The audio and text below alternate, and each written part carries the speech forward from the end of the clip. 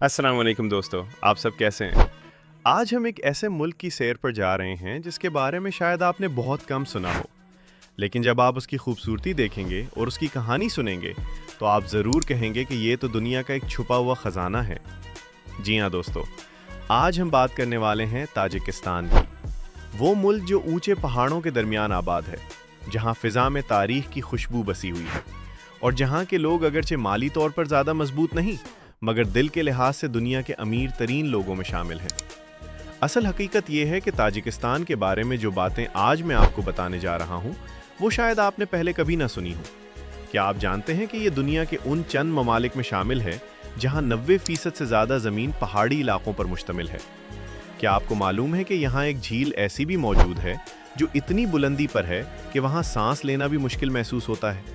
और सबसे हैरानकुन बात यह है कि ये मुल्क माजी में एक बहुत बड़ी सल्तनत का हिस्सा रहा है, जिसका नाम आपने ज़रूर अपनी किताबों में पढ़ा होगा। ये मुल्क आखिर कैसा है? यहाँ के लोग अपनी रोज़मर्रा ज़िंदगी कैसे गुजारते हैं? क्या पाकिस्तानी और हिंदुस्तानी शहरी यहाँ सफ़र कर सकते हैं? आज की इस वीडियो में हम उन तमाम सवालों के जवाब तलाश करेंगे, इसलिए वीडियो को आखिर तक ज़रूर देखें, क्योंकि सबसे दिलचस्प और हैरानकुन बात आखिर में रखी गई है। और अगर आपने अभी तक हमारा चैनल सब्सक्राइब नहीं किया तो अभी कर लें, ये बिल्कुल मुफ्त है और आपको ऐसी ही दिलचस्प वीडियोस मिलती रहेंगी जो आपको दुनिया घुमाती हैं। चलिए शुरू करते हैं।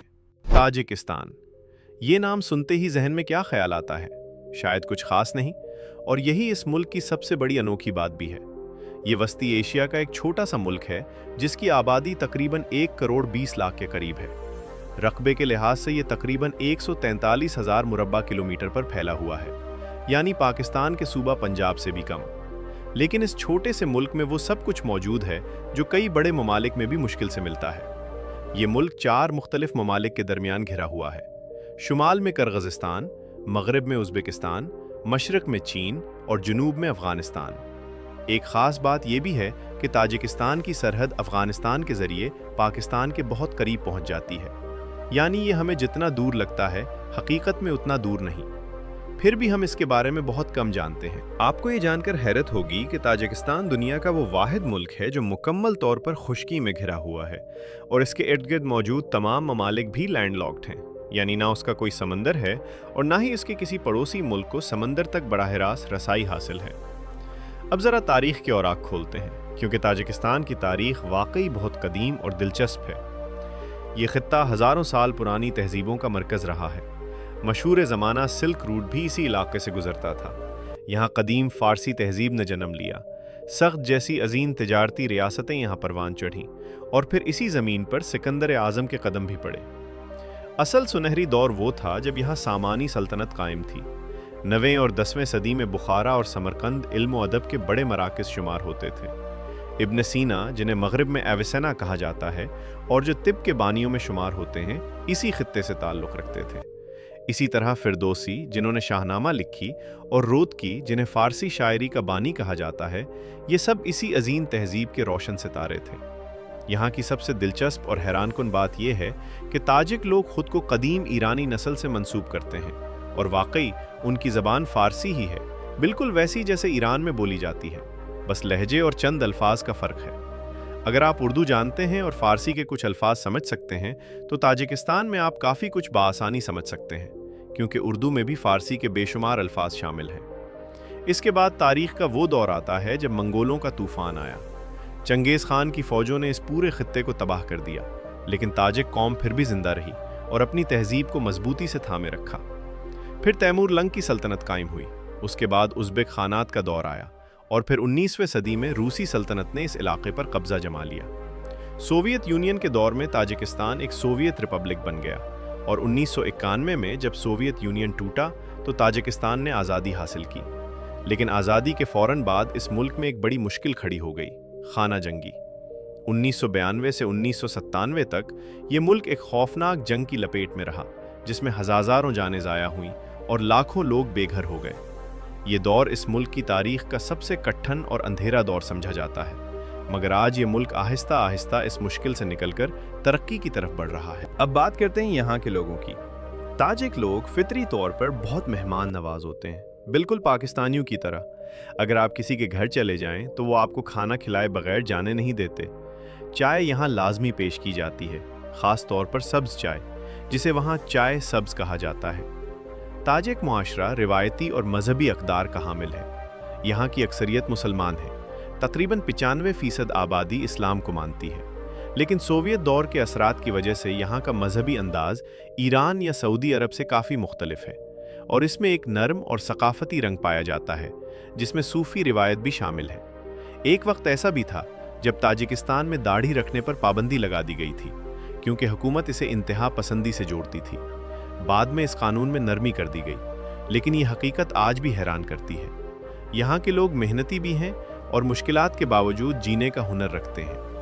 ताजिकिस्तान वस्ती एशिया के गरीब तरीन ममालिक में शुमार होता है, लेकिन इस गुर्बत के बावजूद लोगों की आंखों में उम्मीद और ज़िंदगी की चमक नज़र आती है। बाज़ारों में रौनक है, चाय खानों में बातें चलती रहती हैं, और ज़िंदगी अपने मामूल के मुताबिक रवां दमा रहती है। मईशत की बात करें तो ताजिकिस्तान की जीडीपी तकरीबन 8 से 9 अरब डॉलर के दरमियान है। इसकी मईशत का सबसे बड़ा सहारा वो लोग हैं जो रूस में मेहनत मजदूरी करते हैं और वहाँ से पैसे अपने मुल्क भेजते हैं, जिसे रेमिटेंस कहा जाता है। यही रकम मुल्क की मईशत में अहम किरदार अदा करती है। ताजिकिस्तान की करेंसी सोमूनी कहलाती है, जो एक तारीखी बादशाह इस्माइल सामानी के नाम पर रखी गई है। पाकिस्तानी रुपए के मुकाबले में ये मुल्क काफ़ी सस्ता समझा जाता है। यहाँ पानी के कुदरती वसाइल भी बहुत ज़्यादा है, इसीलिए इसे वस्ती एशिया का वाटर टावर भी कहा जाता है। अब अगर कुदरती खूबसूरती की बात करें तो पामीर के पहाड़ इस मुल्क की असल पहचान है, जिन्हें दुनिया की छत भी कहा जाता है। पामीर हाईवे दुनिया की खतरनाक तरीन मगर इंतहाई खूबसूरत सड़कों में शुमार होती है, जहाँ एक तरफ बर्फ से ढकी ऊंची चोटियाँ होती हैं और दूसरी तरफ गहरी खाइयाँ, और दरमियान में एक पतली सी सड़क जो पूरे मंजर को मजीद दिलकश बना देती है। यहाँ की कुर्रा कुल झील सतह समंदर से तकरीबन 4000 मीटर बुलंद है।